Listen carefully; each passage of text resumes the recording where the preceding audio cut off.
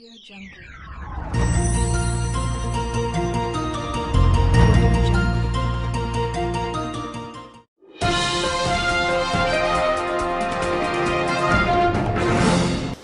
You may have heard about palm oil. Well, what is it? What's the big controversy? Palm oil falls into the general category of vegetable oil, though it comes from the fruit of the African oil palm plant, Elaeis guineensis, or sometimes the American oil palm, Elaeis oleifera. It looks like this. You can see that there's a reddish fruit with a white pit or kernel, and both are used for their oil, which can be palm oil or palm kernel oil. Both the palm oil and the palm kernels are further processed. The palm oil is separated into the more fluid palm olein and the more solid palm stearin. Palm olein is often mixed with other vegetable oils, while the firmer palm stearin is likely to be used for margarines or soap. The palm kernels are processed into palm kernel oil and palm kernel cake, which can be used to feed animals. Palm oil is found in many processed foods. Sometimes 50% of the packaged food items at your local grocery store have palm oil in them. But don't be fooled, this ingredient goes by many names. Not only palm oil or palm kernel oil, but palmitate, stearic acid, and sodium lauryl sulfate, to name just a few. For a more complete list, see the Rainforest Action Network website. Why would an organization called the Rainforest Action Network have anything to do with vegetable oil? This is because oil palm plantations have spread into the tropical forests of the world, such as those in Colombia, Thailand, Nigeria, Indonesia, and Malaysia. Indonesia and Malaysia are the top palm oil producing nations, which combined produce almost 87% of the global supply. Taking a look at this chart, you can see that although the oil palm plant is native to West Africa, Southeast Asia dominates the production of this global commodity. This map is another way of visualizing the diffusion of this useful crop away from the hearth of the African region surrounding the Gulf of Guinea, for which the species of palm is named, and into other, mainly tropical regions. The green arrow in this map also indicates that Europe is one of the main importers of palm oil. Around 75% of the palm oil produced is exported, mostly to Europe, South and East Asia, but also to Africa. In order to grow oil palms to mass produce palm oil, the oil palms and the natural tropical forest environment cannot coexist. Gigantic swaths of tropical rainforest have been destroyed to make the underlying soil available for new, dense oil palm plantations. This is often done through the process of clear cutting, which means the rainforest trees and other vegetation are cut down and burned. It looks something like this.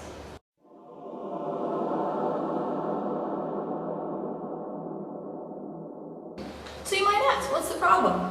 Is it really a big deal to cut down a few trees, or even thousands of trees? Since we have tasty, convenient snacks and sudsy lathering soaps that enrich our daily lives? The rainforests are huge anyways. There's no way we tiny humans can do significant damage to the rainforest.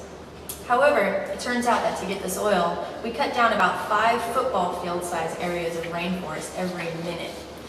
In Southeast Asia, this is very significant. The many ecosystem services that the rainforest provides are damaged by this level of deforestation. By ecosystem services, I'm talking about, for example, air purification and climate regulation. The rainforest is a major sink for global carbon emissions. Sometimes rainforests are even called the lungs of the world.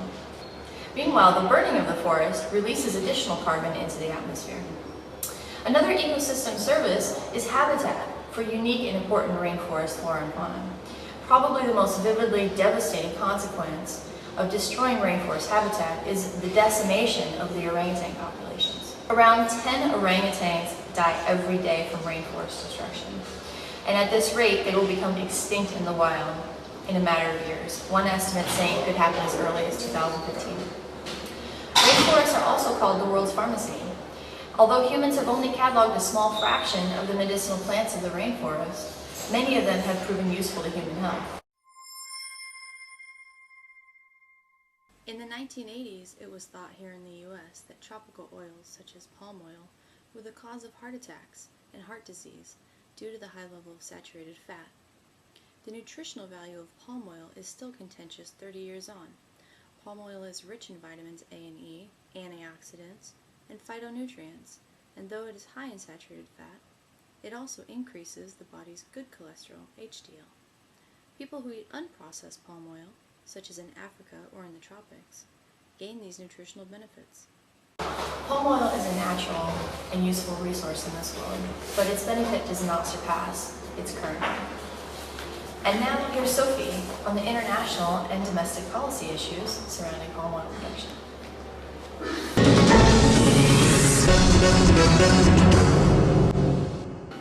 Thank you, Audrey. Now I'll be here to discuss what policies at governments and agencies affect palm oil. We'll be starting with the domestic policies, looking at production countries such as Malaysia, Indonesia, regions in West Africa, and Latin America. First, I'll be starting with West Africa. Although palm oil is originated from West Africa, production in the region right now is slow compared to Indonesia and Malaysia.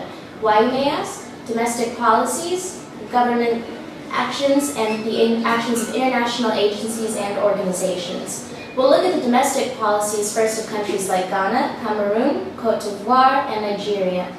All of these countries have a similarity with land policy issues. Land policy issues typically concern property rights, indigenous rights to land, and cultural understandings of boundaries and borders.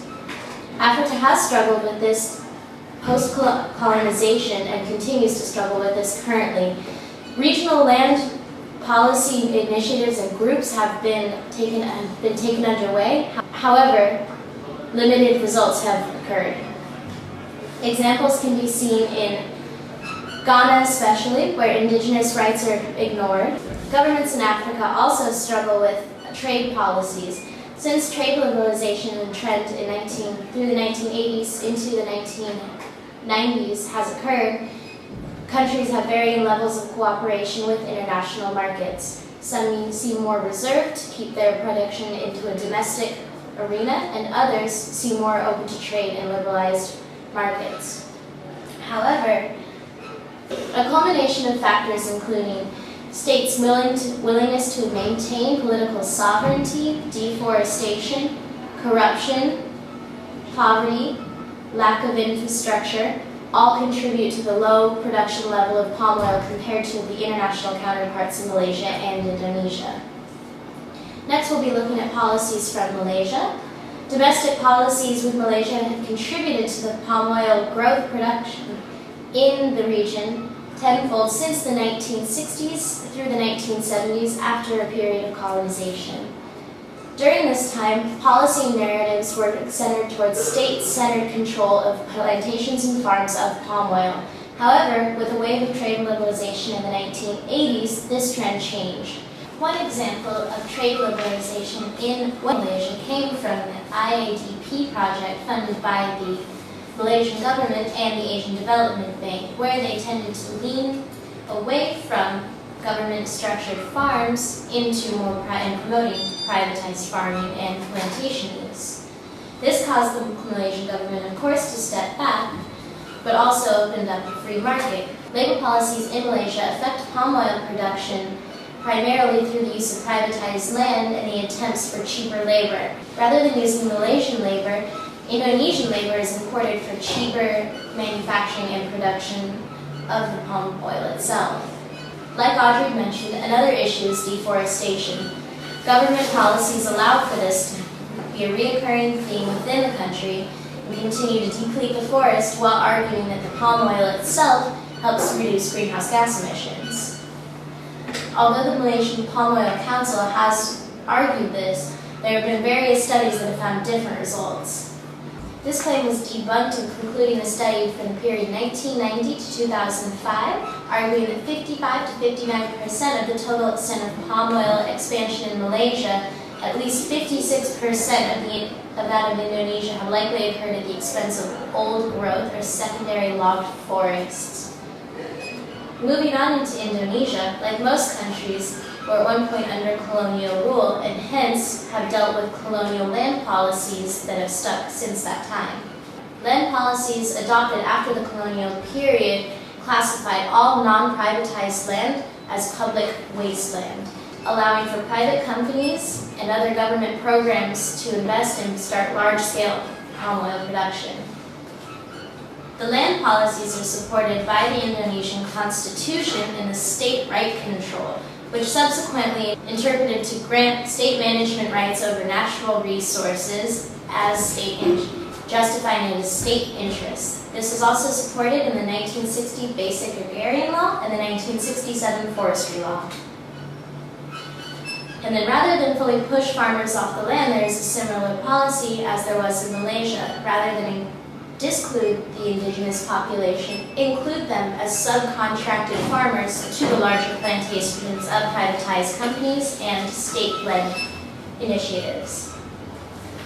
As trade liberalization increased in the 1980s and the 1990s, the Indonesian government relinquished most control over the palm oil industry. Private companies had more direct relationships with these farmers that had been subcontracted. This was either a good thing or a bad thing. Good for the industry in the sense that it grew. One of the negative effects is that direct relationship from private companies to indigenous farmers. These types of partnerships between indigenous farmers and private companies has had mixed results, often with disproportionate control between the farmer and the plantation owner. Labor policies have been less of a domestic concern compared to that of Malaysia, but are notable for their use of imported labor from Java and Sumatra. Like Malaysia, Indonesia still struggles with a large amount of deforestation as well. Most of 16% of the deforestation being attributed to palm oil production. Next, we'll be looking at the European Union. We look at it first because it has the highest import rate of palm oil. This is used to supplement its desire for vegetable oils and for foodstuffs and for biofuels. In April 2009, the EU passed a policy stating that 10% of the total fuel consumption would be biofuels, hence a larger need for palm oil. EU palm import oils have doubled since 2000 into 2006 period because it is a substitute for oils such as rapeseed. So basically what they're asking is that they will only buy sustainable palm oil. However, transparency into palm oil production and deforestation are not quite as clear as one would think. However, the demand still needs to be met, so palm oil is still exported to these countries. This is not necessarily the effect in the United States, whereby our interests lie in our own ethanol, corn-based biodiesel consumption and production.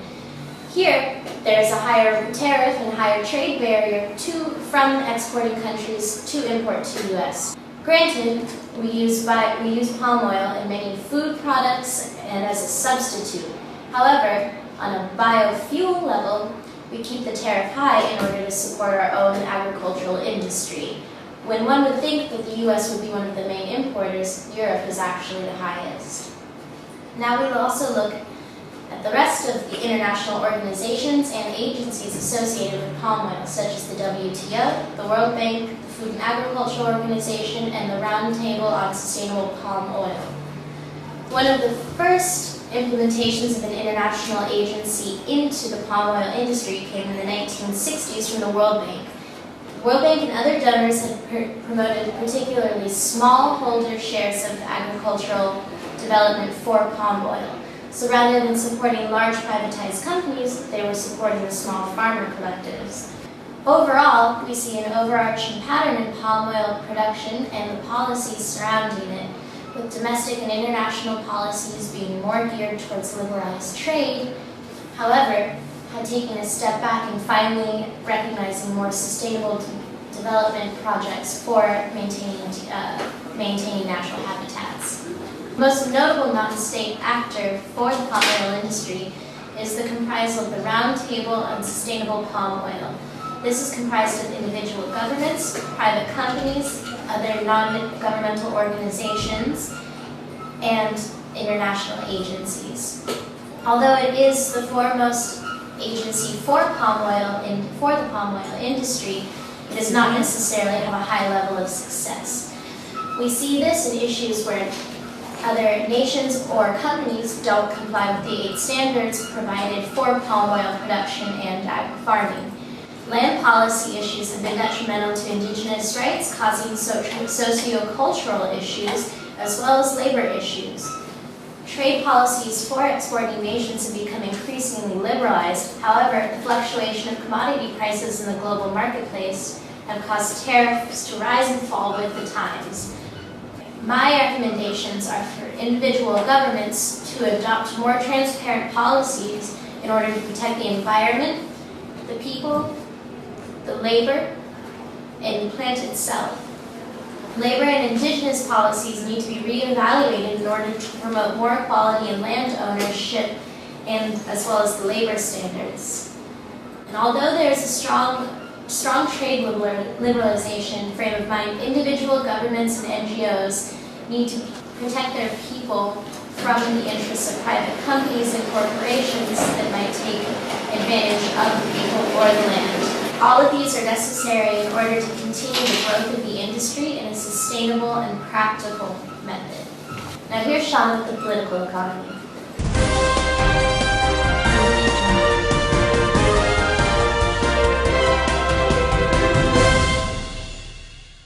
Thank you, Sophie.